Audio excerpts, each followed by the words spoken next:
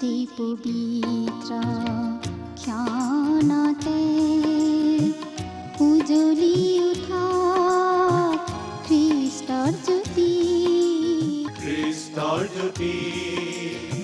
গ্ৰহণ কৰাই ভক্তি বচন এই মাথোন আমাৰ মিনতি গ্ৰহণ কৰাই ভক্তি বচন এই মাথোন। নমস্কাৰ প্ৰিয় দৰ্শক, ভক্তিবচন অনুষ্ঠানলৈ আপোনাক স্বাগতম জনাইছোঁ। আশা কৰোঁ আপুনি ভালে আছে আৰু আকৌ এবাৰ আপুনি আমাৰ অনুষ্ঠানত উপস্থিত হৈছে আৰু প্ৰভুৰ বাক্য গ্ৰহণ কৰাৰ সুযোগ লাভ কৰিছে। অশেষ ধন্যবাদ আপুনি আমাৰ এই অনুষ্ঠানত নিয়মিতভাৱে অধ্যয়ন কৰি থকাৰ বাবে।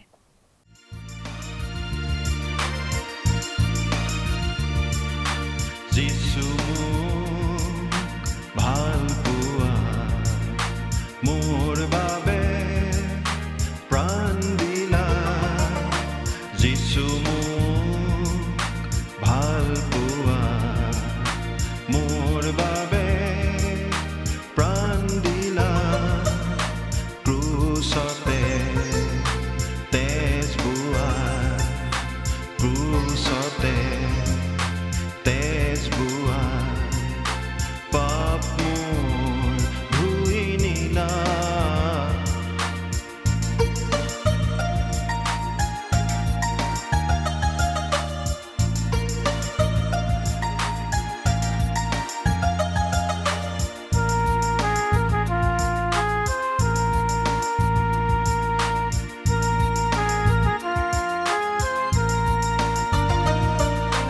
পাপৰ সাগৰতে আছিলো ভাবো দুবুখাৰ,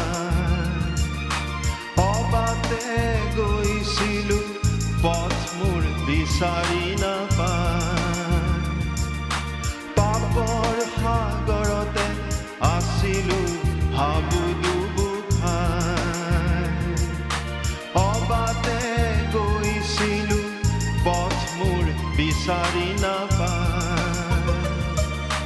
তুমি আহি প্ৰেম কৰি, তুমি আহি প্ৰেম কৰি নতুন জীৱন মোক দিলা,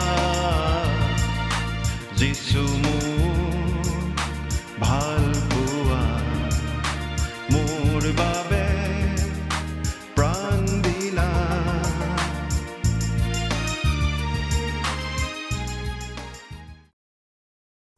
নমস্কাৰ। খ্ৰীষ্টীয় বিশ্বাসী ভাই ভনীসকললৈ বিশেষভাৱে প্ৰস্তুত কৰা আমাৰ এই বাইবেল অধ্যয়নৰ ধাৰাবাহিক অনুষ্ঠান ভক্তিবচনলৈ আপোনালোক সকলোকে উষ্ম আদৰণি জনাইছোঁ। আমি এতিয়া বাইবেলৰ নতুন নিয়ম খণ্ডৰ প্ৰথমখন পুস্তক অৰ্থাৎ মুঠিয়ে লিখা শুভবাৰ্তা নামৰ পুস্তকখন অধ্যয়ন কৰি আছোঁ।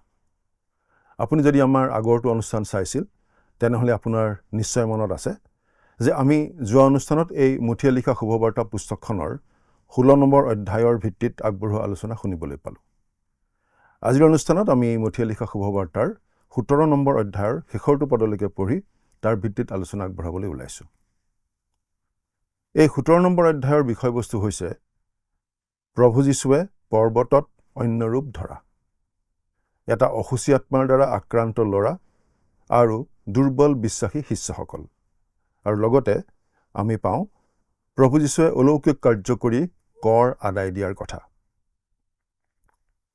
প্ৰথমতে আমি পাওঁ যীশুৱে পৰ্বতত অন্য ৰূপ ধৰা কথা।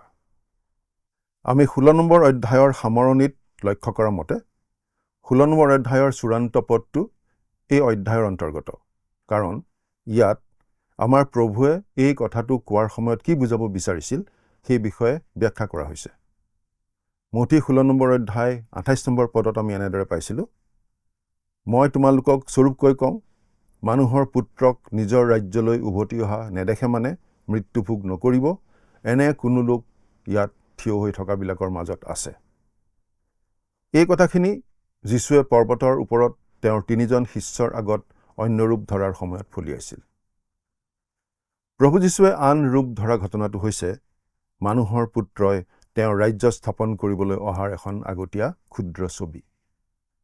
কিছুমানে হয়তো সুধিব পাৰে, আপুনি নিশ্চিত নে যে প্ৰভু যীশুৱে এই কথাৰ দ্বাৰা তেওঁৰ অন্য ৰূপ ধৰা কথাটোকে বুজাইছিল? ইয়াৰ উত্তৰত আমি ইয়াকে ক'ব খোজো যে চিমন পিতৰ সেই অন্য ৰূপ ধৰা ঘটনাটোত উপস্থিত আছিল আৰু তেওঁৰ দ্বিতীয় পত্ৰত সেই অভিজ্ঞতাৰ বিষয়ে এনেদৰে লিখিছিল। দ্বিতীয় পিতৰ 1 নম্বৰ অধ্যায়ৰ 16 পৰা 18 নম্বৰ পদ পঢ়ি দিম। তাত পিতৰে এনেদৰে লিখিছিল, কাৰণ আমাৰ প্ৰভু যীশুখ্ৰীষ্টৰ পৰাক্ৰমৰ আৰু আগমনৰ কথা তোমালোকক জনাওঁতে আমি বুদ্ধিৰে সজা গল্পকথাৰ অনুগামী নাছিলোঁ, কিন্তু তেওঁৰ মহিমাৰ দেখা সাক্ষী আছিলোঁ। কিয়নো এওঁ মোৰ প্ৰিয় পুত্ৰ, এওঁতেই মই পৰম সন্তুষ্ট। মহিমাযুক্ত প্ৰতাপেৰে তেওঁলৈ অহা এই বাণীৰ দ্বাৰাই তেওঁ পিতৃ ঈশ্বৰৰ পৰা সমাদৰ আৰু গৌৰৱ পাইছিল। আৰু আমি তেওঁৰ লগত পবিত্ৰ পৰ্বতত থাকোঁতে স্বৰ্গৰ পৰা অহা সেই বাণী নিজে শুনিলোঁ। এইদৰে যীশুৱে কোৱা সেই কথাখিনি তেওঁৰ শিষ্যসকলৰ বাবে পূৰ্ণ হৈছিল। সেই আনৰূপ ধৰা কথাটো হৈছে স্বৰ্গৰাজ্যৰ এক ক্ষুদ্ৰ ছবি, আৰু চিমন পিতৰে এই কথা নিশ্চিত কৰিছে। আন শুভবাৰ্তাসমূহতো যীশুৱে অন্যৰূপ ধৰা ঘটনাটোৰ বিৱৰণ আছে যোহনৰ শুভবাৰ্তাখনৰ বাহিৰে। এইখিনিতে আমি এটা কথা ক'বলৈ ওলাইছোঁ, যিটোৱে হয়তো বহুতকে আচৰিত কৰিব পাৰে। প্ৰভু যীশু অন্যৰূপ ধৰা কথাটো আচলতে তেওঁৰ ঈশ্বৰত্বৰ প্ৰমাণ কৰাৰ বাবে নহয়।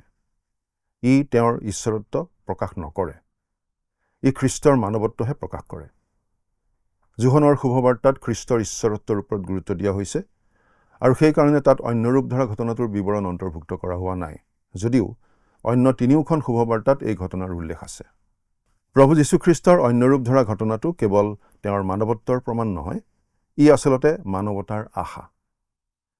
যিজন ব্যক্তিক আমি তাত মহিমামণ্ডিত ৰূপত দেখিছোঁ, ৰূপান্তৰিত হৈ পৰা দেখিছোঁ, সেইজন আমাৰ নিচিনা মানুহ ৰূপে জন্ম লোৱা প্ৰভু যীশুখ্ৰীষ্ট। আমি ঈশ্বৰৰ সন্তান হ'লে এদিন আমাৰো তেনে ৰূপ হ'ব। হে প্ৰিয়বিলাক, এতিয়া আমি ঈশ্বৰৰ সন্তান আছোঁ, কিন্তু পাছত কি হ'ম সেই এতিয়ালৈকে প্ৰকাশিত হোৱা নাই। তেওঁ প্ৰকাশিত হ'লে আমি তেওঁৰ নিচিনাই হ'ম, ইয়াকে জানো। কিয়নো তেওঁ যেনেকুৱা আছে তেওঁক তেনেকুৱাই দেখিম। এই বুলি আমি পঢ়িবলৈ পাওঁ 1 যোহন 3 নম্বৰ অধ্যায়ৰ 2 নম্বৰ পদত। খ্ৰীষ্টৰ দৰে তেনে ৰূপ লাভ কৰি মহিমামণ্ডিত হোৱাৰ আশা আৰু সম্ভাৱনা প্ৰতিজন মানুহৰ আগত আছে। এতিয়া আমি পাঠ কৰি দিম বাইবেলৰ পৰা 17 নম্বৰ অধ্যায় 1 আৰু 2 নম্বৰ পদ। তাৰ ছদিনৰ পাছত যীশুৱে পিতৰ, জাকুব আৰু তেওঁৰ ভায়েক যোহনক লগত লৈ তেওঁলোকে সৈতে এটা ওখ পৰ্বতৰ ওপৰলৈ নীৰলে উঠিল। আৰু তেওঁলোকৰ আগতে অন্য ৰূপ ধৰিলে। তাতে তেওঁৰ মুখ সূৰ্যৰ দৰে দীপ্তিমান আৰু তেওঁৰ বস্ত্ৰ পোহৰৰ নিচিনা শুক্ল হ'ল। তেওঁৰ মুখ সূৰ্যৰ দৰে দীপ্তিমান, কাৰোবাৰ পৰা অহা পোহৰ তেওঁৰ ওপৰত পৰা নাই, বৰং সেই পোহৰ তেওঁৰ ভিতৰৰ পৰাহে ওলাই আহিছিল।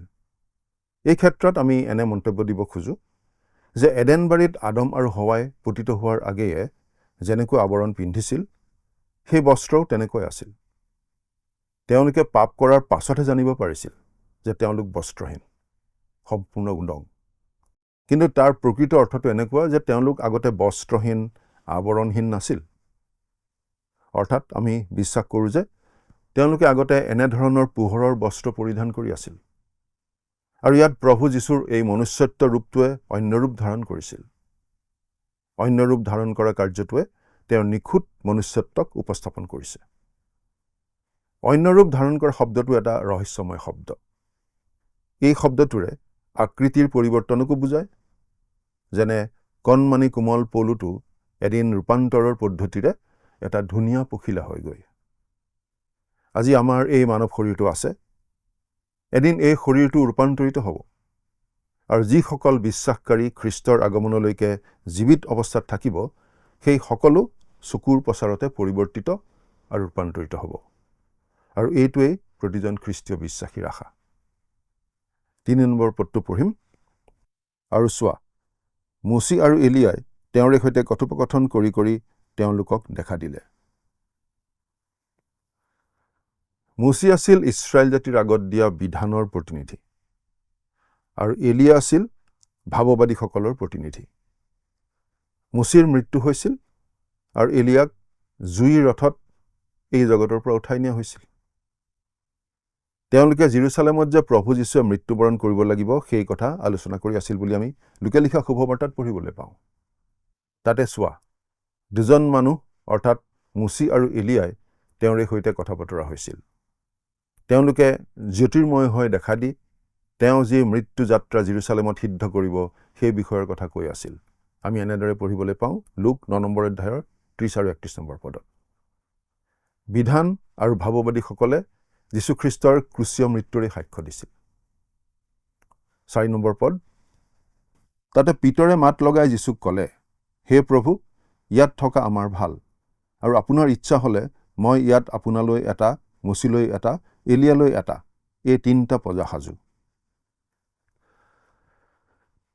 চিমোন পিতৰে কথা কোৱাৰ সুযোগ পালে সুবিধাটো লৈছিল। তেওঁৰ বাবে প্ৰতিটো সময়ে এটা শুভ মুহূৰ্ত আছিল।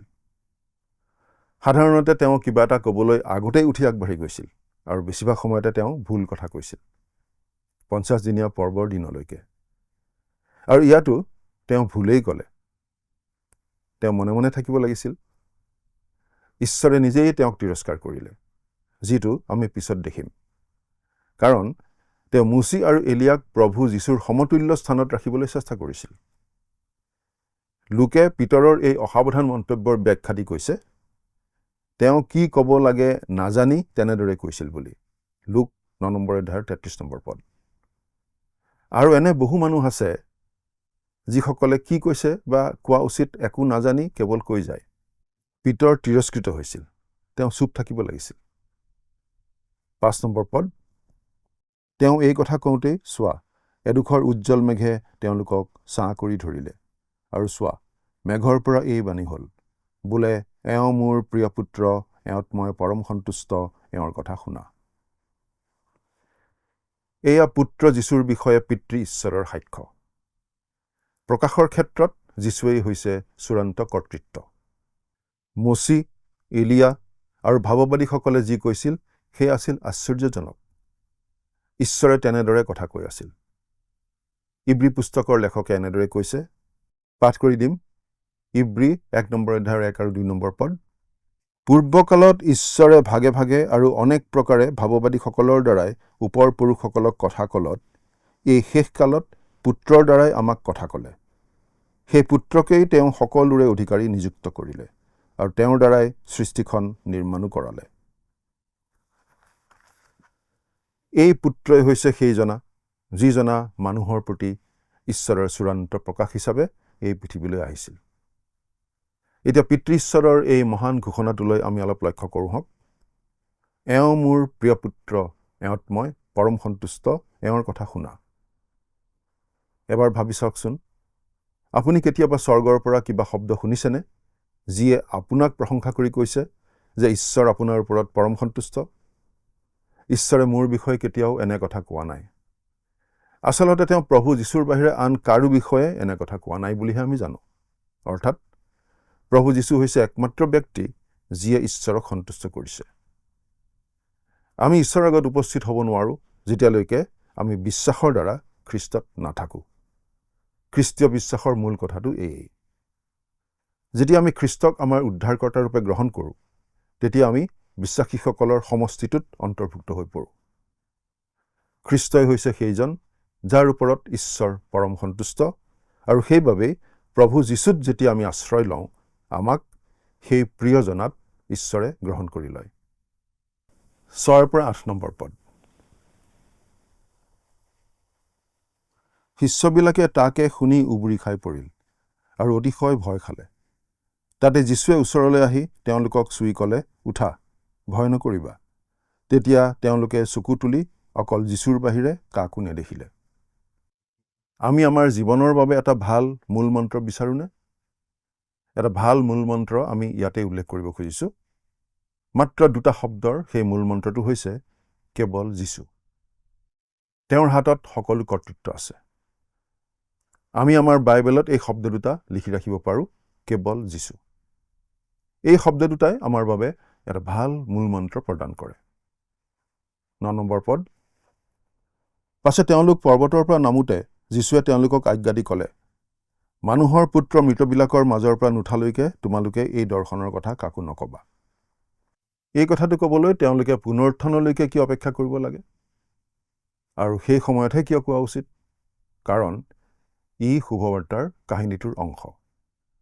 ইয়াত যীশু কোন সেই কথা কোৱা হৈছে। তেওঁ ঈশ্বৰৰ সিদ্ধ মেয়াৰ পোৱালী। 3 বছৰ ধৰি তেওঁক পৰীক্ষা কৰা হৈছে আৰু এই সময়ত তেওঁ জগতৰ পাপৰ বাবে মৰি দিবলৈ ক্ৰুচলৈ যোৱাৰ পথত আছে। ঈশ্বৰক সন্তুষ্ট কৰিবলৈ নিঘুনি মেয়াৰ পোৱালীৰ প্ৰয়োজন আছিল আৰু প্ৰভু যীশুখ্ৰীষ্টই একমাত্ৰ ব্যক্তি যিজনে মানৱৰ বিকল্প হিচাপে মানৱৰ হৈ মৃত্যুবৰণ কৰিব পাৰিছিল, কাৰণ তেওঁ পাপহীন আছিল। তেওঁৰ নিখুঁত মানৱতাত তেওঁ অন্য ৰূপ ধৰিছিল। তেওঁ হৈছে মানৱ জাতিৰ আশা। মানৱ জাতিৰ আশা বিজ্ঞান বা শিক্ষাত নাই। এই দুয়োটাই আজি আমাক নিৰাশ কৰিছে। এই দুয়ো মিলি ফ্ৰেংকেনষ্টাইনৰ নিচিনা দানৱ সৃষ্টি কৰিছে আৰু আমি নাজানো তাক লৈ আমি কি কৰা উচিত। উদাহৰণস্বৰূপে বিভিন্ন ধৰণৰ উদ্যোগে বায়ু, মাটি আৰু পানী সকলোবোৰ প্ৰদূষিত কৰি আমাক বহুত অসুবিধা দি আছে। বিজ্ঞানে সমস্যাটো সমাধান কৰিব পৰা নাই। নতুন নতুন সমস্যাহে ওলাই আছে। আজি আমাৰ আশা যীশুখ্ৰীষ্ট নামৰ মহান ব্যক্তিজনত। আমি সুনিশ্চিত হোৱা উচিত তেওঁক আমি চিনি পোৱাৰ ক্ষেত্ৰত। 10 নম্বৰ পদটো পঢ়ি দিম। তেতিয়া তেওঁৰ শিষ্যবিলাকে তেওঁক সুধিলে, তেন্তে এলিয়া প্ৰথমে আহিব লাগে বুলি অধ্যাপকসকলে কিয় কয়? শিষ্যসকলে প্ৰভু যীশুক এইটো অতি গুৰুত্বপূৰ্ণ প্ৰশ্ন সুধিছিল। 11 নম্বৰ পদটো পঢ়ি দিম।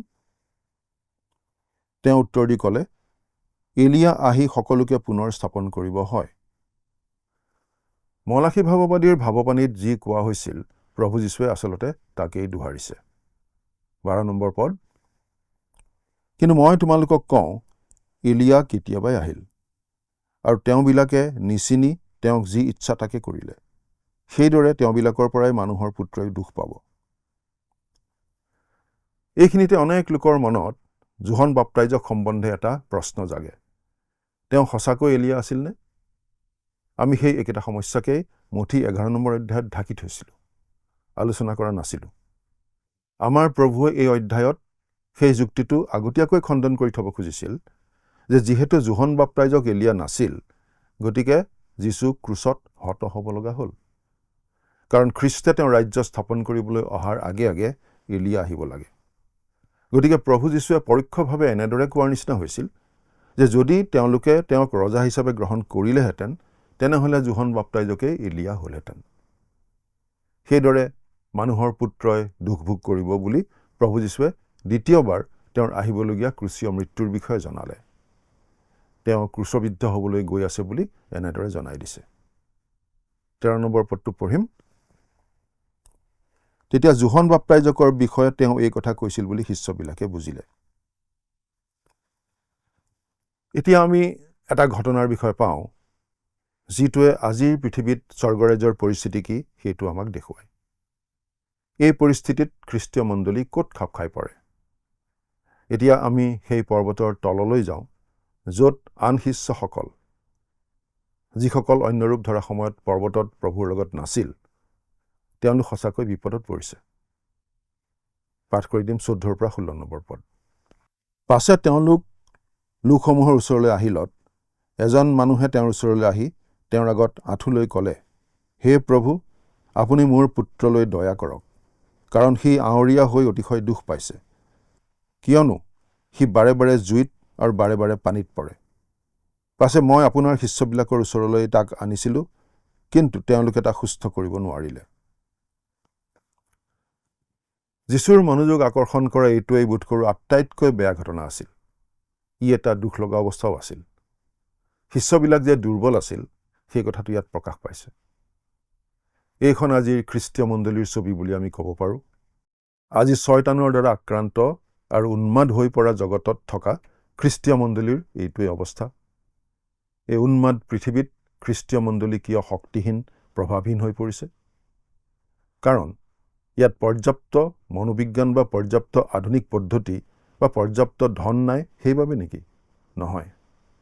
আজি মণ্ডলীত সেই সকলোবোৰ বস্তু আছে, কিন্তু সেইবোৰ মণ্ডলীৰ বাবে প্ৰকৃততে প্ৰয়োজনীয় নহয়।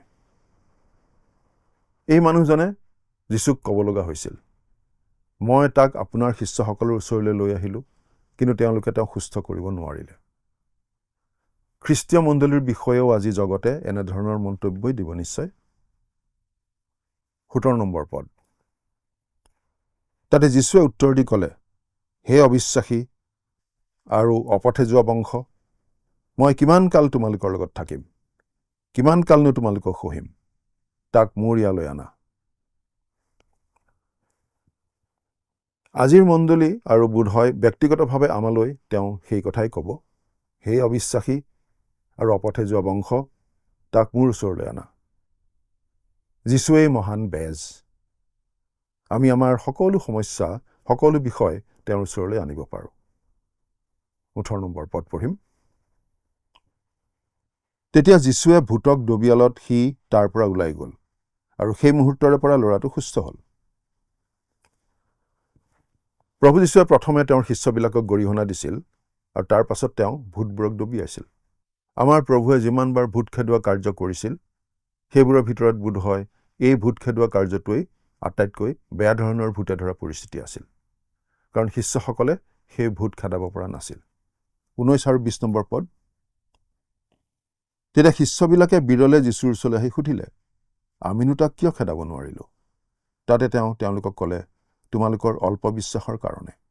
কিয়নো মই তোমালোকক স্বৰূপকৈ কওঁ, এটি সৰিয়হ গুটিৰ মানুহ তোমালোকৰ যদি বিশ্বাস হয়, তেন্তে এই পৰ্বতটোকে ইয়াৰ পৰা সৌ তালৈ যা বুলিলে সি যাব, আৰু তোমালোকলৈ একো অসাধ্য নহ'ব। তোমালোকলৈ একো অসাধ্য নহ'ব। অৰ্থাৎ ঈশ্বৰৰ ইচ্ছামতে হ'লে আমাৰ বাবে একো টান কামেই নাথাকিব। এইটো ঈশ্বৰৰ ইচ্ছা আছিল যে ল'ৰাটোক ভূতৰ বন্ধনৰ পৰা মুক্ত কৰিব লাগে। শিষ্যবিলাকে ল'ৰাটোক কিয় সুস্থ কৰিব পৰা নাছিল? কাৰণ তেওঁলোকৰ বিশ্বাস নাছিল। 21 নম্বৰ পদটো কিছুমান উন্নত পাণ্ডুলিপিত পোৱা নাযায়। এতিয়া যীশুৱে আকৌ তেওঁৰ মৃত্যু আৰু পুনৰুত্থানৰ বিষয়ে ঘোষণা কৰা আমি পাওঁ। 22 আৰু 23 নম্বৰ পদ।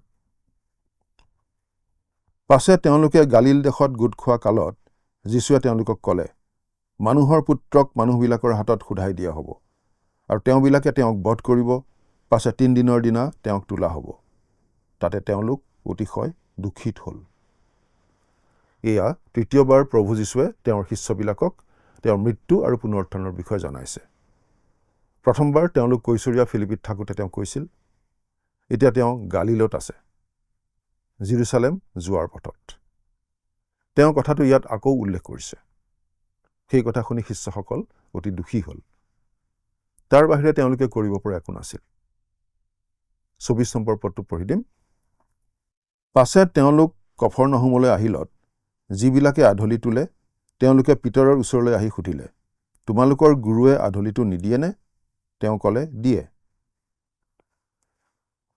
আধলিটো বছৰেকত মন্দিৰৰ খৰচৰ বাবে সংগ্ৰহ কৰা এটা কৰ আছিল।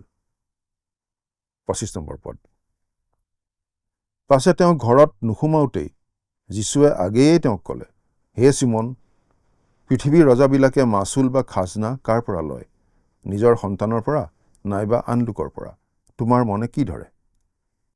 যীশুৱে আগেয়ে তেওঁক ক'লে, মানে যীশু তেওঁৰ আগে আগে গৈ আছে। 26 নম্বৰ পদ। আন লোকৰ পৰা বুলি তেওঁ ক'লত যীশুৱে তেওঁক ক'লে, তেনেহ'লে সন্তানবিলাক মুক্ত হৈ আছে। যীশুৱে আচলতে এই কথাৰ দ্বাৰা পাচনি পিতৰক এইটো বুজাব খুজিছিল যে যদি কেৱল ৰজাৰ পৰিয়াল হোৱা বাবেই ৰজাৰ কৰৰ পৰা ৰেহাই পোৱা যায়, তেনেহ'লে তেওঁ নিজে যিহেতু ঈশ্বৰৰ সন্তান, গতিকে তেওঁ ঈশ্বৰৰ গৃহৰ খৰচৰ বাবদ কৰ পৰিশোধ কৰিবলৈ বাধ্য নহয়। অৰ্থাৎ ঈশ্বৰৰ বা মন্দিৰৰ কোনো কৰ তেওঁ আচলতে দিব নালাগে, যিহেতু তেওঁ ঈশ্বৰৰ সন্তান। 27 নম্বৰ পদ। তথাপি আমি যেন তেওঁবিলাকৰ বিঘিনি নজন্মাওঁ, এই নিমিত্তে তুমি সাগৰলৈ গৈ বৰশী বোৱা। তাতে প্ৰথমে যি মাছ উঠে তাক ধৰি তাৰ মুখ মেলি এটকা ৰূপ পাবা। তাকে লৈ মোৰ আৰু তোমাৰ নিমিত্তে তেওঁলোকক দিয়াগৈ। ক'বলৈ গ'লে কৰৰ ধন লাভ কৰাৰ এই যিটো পদ্ধতি প্ৰভু যীশুৱে লৈছিল, এই গোটেই পদ্ধতিটোৱেই আছিল অতি অসাধাৰণ পদ্ধতি। প্ৰভু যীশু আচলতে ঈশ্বৰৰ মন্দিৰৰ কৰ দিবলৈ বাধ্য নহয়, কিন্তু তথাপি তেওঁ যাতে আনৰ কাৰণে বিঘ্নিস্বৰূপ নহয়, সেইকাৰণে আনৰ নিচিনাকৈয়ে তেওঁ কৰ দিবলৈ সাজু আছিল, আৰু পিতৰকো একেদৰে কৰ দিবলৈ তেওঁ উদগাইছিল। আৰু পিতৰ আৰু তেওঁৰ কৰ দিবলৈ এটকা ৰূপ তেওঁ এনেদৰে অলৌকিকভাৱে সংগ্ৰহ কৰিছিল। এতিয়া আমাৰ প্ৰভুৱে প্ৰমাণ কৰিছে যে আদমে হেৰুৱা সকলোবোৰ তেওঁ আদায় কৰিছে। সৃষ্ট বস্তু সকলোৱেই তেওঁৰ বাধ্য আছিল। পিতৰৰ দৰে সেই মাছটোৱেও প্ৰভু যীশুৰ আদেশ পালন কৰিছিল। আমি বিশ্বাস কৰোঁ যে ঈশ্বৰে গোটেই সৃষ্টিখনৰ ওপৰত সেই অধিকাৰ আদমকো দিছিল। আদিপুস্তক 1 নম্বৰ অধ্যায়ৰ 26 নম্বৰ পদত আমি এনেদৰে পঢ়িবলৈ পাওঁ, পাছে ঈশ্বৰে ক'লে, আমি নিজৰ প্ৰতিমূৰ্তিৰ দৰে আমাৰ সাদৃশ্যেৰে মানুহ নিৰ্মাণ কৰোঁ হওক। সিবিলাকে সমুদ্ৰৰ মাছ, আকাশৰ চৰাই, ঘৰচীয়া পশু, সমুদায় পৃথিৱী আৰু পৃথিৱীত বগাই ফুৰা সকলো জন্তুৰ ওপৰত অধিকাৰ চলাওক। এয়াই আছিল মানুহক ঈশ্বৰে দিয়া অধিকাৰ। কিন্তু ঈশ্বৰৰ অবাধ্য হৈ আদম আৰু হৱাই যেতিয়া পাপ কৰিলে, তেতিয়া তেওঁলোকে সেই সকলো অধিকাৰ হেৰুৱাই পেলালে। এসময়ত যেতিয়া আমি সকলো খ্ৰীষ্টীয় বিশ্বাসী ৰূপান্তৰিত হৈ প্ৰভু যীশুৰ নিচিনা হ'ম, তেতিয়া আমাক আমাৰ সৃষ্টিৰ সেই পুৰণি উদ্দেশ্যলৈ আকৌ ঘূৰাই লৈ অহা হ'ব। আৰু আচলতে ইয়াতেই আমি সেই অৱস্থাটো দেখিছোঁ। প্ৰভু যীশুৱে অন্য ৰূপ ধৰা ঘটনাটোৰ মাজেৰে আমি মানুহক নিজৰ আদি উদ্দেশ্যলৈ পুনৰুদ্ধাৰ হোৱা দেখিবলৈ পাওঁ। আৰু কৰৰ ধনৰ বিষয়টোতেই আমি মানুহক মানুহৰ পুৰণি কাৰ্যক্ষমতালৈ ফিৰাই অনা অৱস্থাটো দেখিছোঁ। আদমে যি হেৰুৱালে, প্ৰভু যীশুৱে সেই সকলোবোৰ পুনৰুদ্ধাৰ কৰি মানুহক আকৌ সেই স্থানলৈ ঘূৰাই আনিব। এয়েই আমাৰ আশা। মথিয়ে লিখা শুভবাৰ্তাৰ 17 নম্বৰ অধ্যায়ৰ অধ্যয়নৰ ইমানতে সামৰণি পৰিছে। আজিলৈ আমি ইমানতে সামৰণি মাৰিব খুজিছোঁ। পৰৱৰ্তী অনুষ্ঠানত পুনৰ লগ পোৱাৰ আশা ৰাখিছোঁ। কিন্তু তাৰ আগতে আহকচোন খন্তেক প্ৰাৰ্থনাত মূৰ্ণত কৰোঁ। স্বৰ্গত থকা মৰমীয়াল পিতৃ ঈশ্বৰ, প্ৰভু তোমাক ধন্যবাদ দিওঁ তোমাৰ বাক্য অধ্যয়ন কৰিবলৈ তুমি আমাক আকৌ এই সুযোগ দিয়াৰ বাবে। প্ৰাৰ্থনা কৰিছোঁ প্ৰভু, আমি যাতে তোমাৰ বিশ্বাসী সন্তান হিচাপে কেতিয়াও আন মানুহৰ কাৰণে বিঘিনি স্বৰূপ নহওঁ, আৰু তোমাৰ সন্তান হিচাপে আমি যেনেদৰে বাধ্যতাৰে জীৱন যাপন কৰিব লাগে তেনেদৰে চলি থাকিব পাৰিম। আমাৰ সকলোকে তুমি এনে অনুগ্ৰহ কৰা। আমাৰ দৰ্শকসকলৰ জীৱনতো তোমাৰ আশীৰ্বাদ সদায় উপচি পৰাকৈ থাকিবলৈ দিবা। কিয়নো প্ৰাৰ্থনা ত্ৰাণকৰ্তা প্ৰভু যীশুখ্ৰীষ্টৰ নামত আগবঢ়াইছোঁ। আমেন। প্ৰিয় দৰ্শক, আমি ঈশ্বৰৰ যি পবিত্ৰ বাক্য শুনিলোঁ আৰু এই বাক্যৰ দ্বাৰা আপোনাৰ জীৱনত ফলপ্ৰসূ হৈছে বুলি বিশ্বাস ৰাখোঁ। আপোনাৰ যদি কোনো বিষয় জানিবলগীয়া থাকে তেন্তে আমাক যোগাযোগ কৰিব পাৰে। ঈশ্বৰে আপোনাক আশীৰ্বাদ কৰক। নমস্কাৰ।